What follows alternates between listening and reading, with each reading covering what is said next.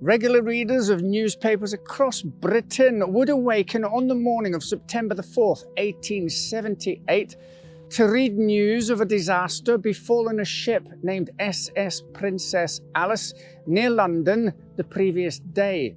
As one report put it, the steamboat was on her way from Sheerness to London in completion of her day's excursion and had got within sight of Woolwich, the tide running down strong, when a sharp corner had to be turned.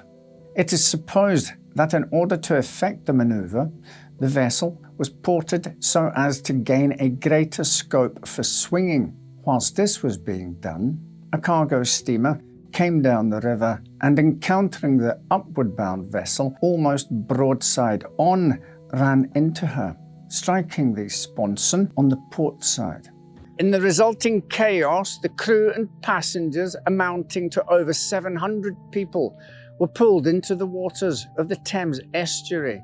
What few of the papers knew about the previous day's events was that the water was full of sewage from the City of London.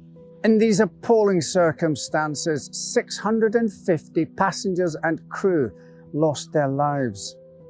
This is the story of the SS Princess Alice.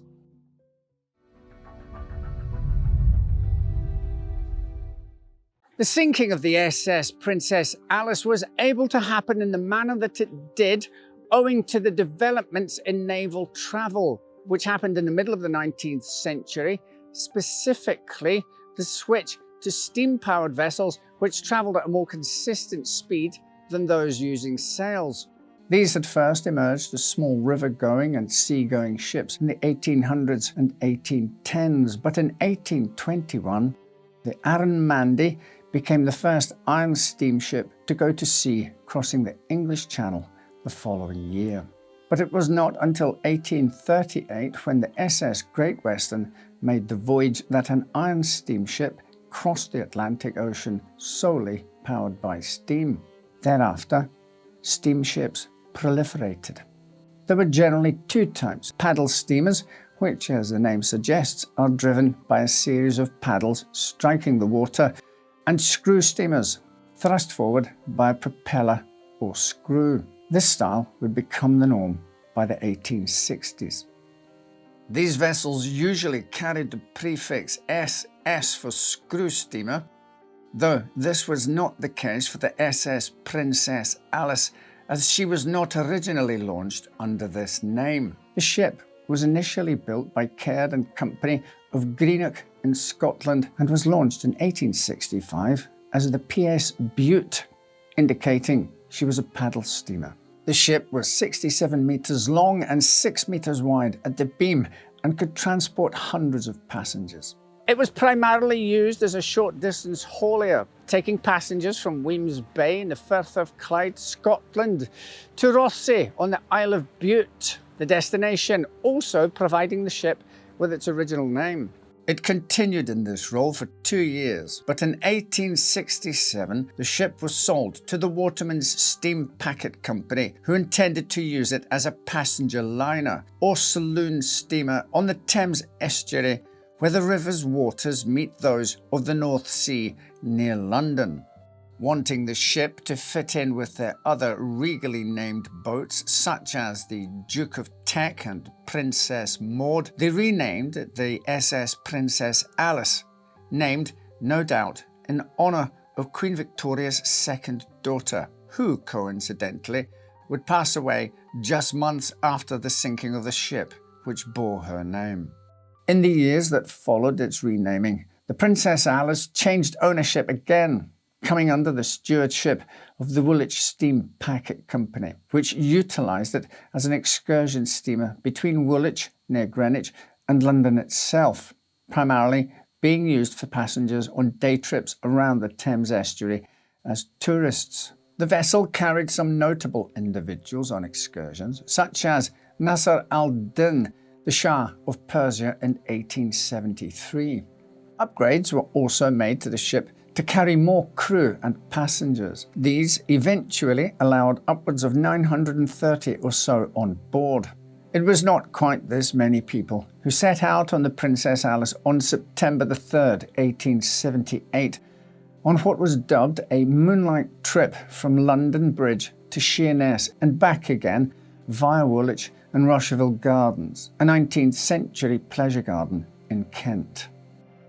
The ship had conducted the first part of the voyage by 6 p.m. on the fateful day, and at approximately 6:30 p.m. had set off on its journey back to London. The idea being that as night was falling, the passenger liner would sail up the Thames towards the lights of London. On board were many men, women and children heading home after a long, happy day trip. Unusually, the captain had allowed his helmsman to stop behind after completing part of the journey, and he was replaced by a passenger, Seaman John Ayres. Though he had little experience in helming such a ship, he was now tasked with seeing out this final part of the trip.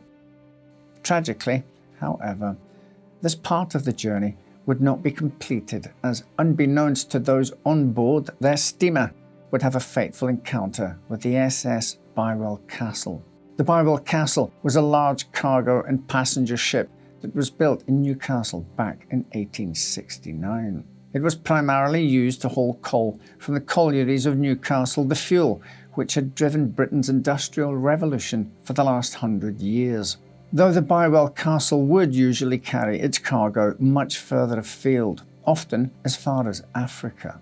And it was indeed built for the task, boasting considerable weight and power. The ship's gross registered tonnage, a measure of volume, was 1,376, dwarfing Princess Alice's 432. The ship's scale would make all the difference on the evening of September the 3rd, 1878.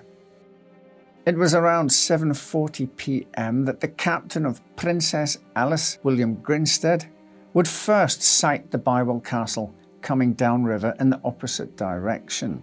By this time, his ship was most of the way back to London by North Woolwich. The Bywell Castle was on its way out of the Thames estuary to Newcastle, largely piloted by Christopher Dix, but with a large forecastle, the section at the bow of the ship. He did not have a full view of the surrounding waters. It was perhaps this that led Dix to turn the ship in the wrong direction when he saw on the Princess Alice the red port light indicating it was turning to starboard to the right. By the time the mistake was realized, it was too late. On board Princess Alice, Captain Grinstead roared at the other ship, "Where are you coming to?" But he could not avert the collision. Moments later, the much larger Bywell Castle struck the starboard side of Princess Alice. The blow was such that it effectively split the smaller ship in half, and over the next 4 minutes, it sank. Many of the over 700 passengers and crew were plunged into the murky river. Their thick, heavy clothing quickly became saturated, weighing them down. The disgusting state of the waters they now found themselves in added to their plight. This was industrial age Britain, and despite efforts to introduce sanitation measures such as building the London sewers in the middle of the 19th century, the Thames was still seen as a dumping ground. The point in the river where the collision occurred was particularly rotten because some 75 million imperial gallons of raw sewage had recently been released into the waters. An earlier oil spillage and chemicals dumped from the nearby Beckton gas works added to the foul concoction they now found themselves in. Very few survived in the time that followed, and even amongst those who did, some perished in the hours and days afterwards from ingesting the pollution into which the ship had sunk. 3 survivors would later describe their experiences. Quote, "The panic on board was terrible, the women and children screaming and rushing to the bridge for safety. I at once rushed to the captain and asked what was to be done, and he exclaimed, 'We are sinking fast. Do your best.' Those were the last words he said. At that moment, down she went. The water was full of people. We had great difficulty in avoiding them. A woman clutched me, but I got away, and I saw her go down like a stone. I noticed something very peculiar in the water. Both the taste and the smell was something dreadful, something that I could not describe. Having been down to the bottom and having risen again with my mouth full of it, I could give a very good picture of it. It was the most horrid water I ever tasted, and the smell was equally bad." End quote. The rescue operation, such as it was very limited. The Bywell Castle launched its rescue boat, but could only pull a small number of people out of the water. They also threw ropes down for people to cling to and tossed anything that could float into the water. Princess Alice's sister ship, the Duke of Teck, arrived on the scene about 10 minutes later, but by then it was already too late for many of the passengers. In total, just over 100 people survived in all, while somewhere around 650 people died on the boat, the River Thames, or afterwards from poisoning. The exact number is unknown, as no full passenger itinerary was kept. Days later, it was reported in the Times newspaper that during the rescue operation, cabins had been found on the ship, quote, "full of bodies standing erect and packed together at the points of exit, where they must have crowded in the struggle to escape," end quote. The appalling condition of the water into which the ship had sunk made identifying the bodies of the deceased extremely difficult. It's said that the sewage led to bodies deteriorating at an accelerated rate. They were reported to have been covered in slime from the effluent that had been in the water. Several days of lying in this had caused many of the corpses to become swollen and discoloured beyond the point of recognition. Nevertheless, the recovery operation continued for several days thereafter, with sailors and mariners being paid 5 shillings for every corpse recovered from the bleak, watery grave to which they had been consigned. It's claimed that this led to arguments between the sailors taking part as they fought over who would get to bring a body in. Around 640 dead were eventually retrieved, some being discovered as far away as Limehouse and Erith, though it seems inevitable that some were never located. In the hours and days after the accident, masses descended upon the scene, both friends and families of those on board Princess Alice, looking for information, and onlookers drawn to the morbid scene. Those trying to discover what had become of their loved ones were forced to travel across London, as bodies were not kept at a central location. Instead, they would be stored close to where they had been found. Large numbers of those on board were working class, and many would go unidentified. Whole families who set out on the morning of the disaster to spend an enjoyable day together would be entirely lost. Here in Woolwich Cemetery, the bodies of some 120 unnamed victims were buried in rows. This memorial was built in their honour with the donations from 23,000 people. It's little surprise to find out that the response to the sinking of the SS Princess Alice was one of horror around Britain. The Mansfield Reporter described it as, quote, "disaster almost unparalleled in the annals of the history of our country," end quote. Others were more hostile and sought to understand how such a disaster had been allowed to happen.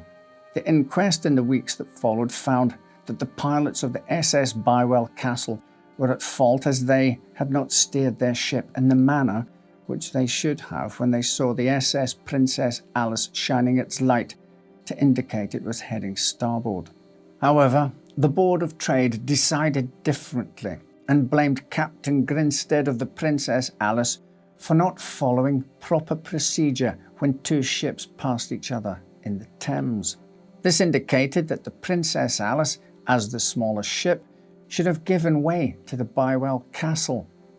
As a result of the split opinions on which river pilot had been to blame, no one was fully prosecuted afterwards. Coincidentally, the Bywell Castle was lost off the coast of Portugal 5 years later when voyaging between England and Egypt.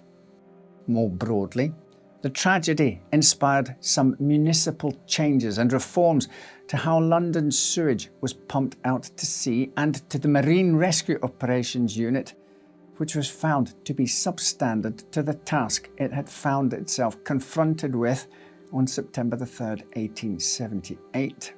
We might ask why the disaster of the SS Princess Alice is not more widely known today, despite remaining the worst disaster on any British inland waterway. The answer is probably multifaceted. Firstly, it took place a century and a half ago, and the memory of such shipwrecks tends to fade with time.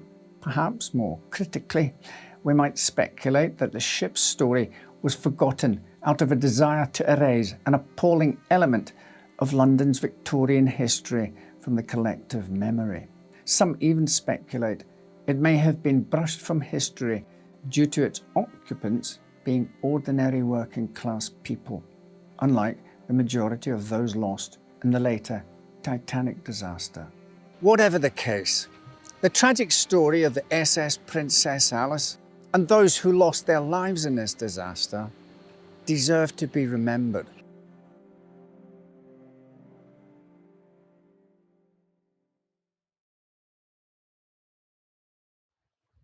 Thank you for watching, and thank you to our patrons and channel members. Your support really helps.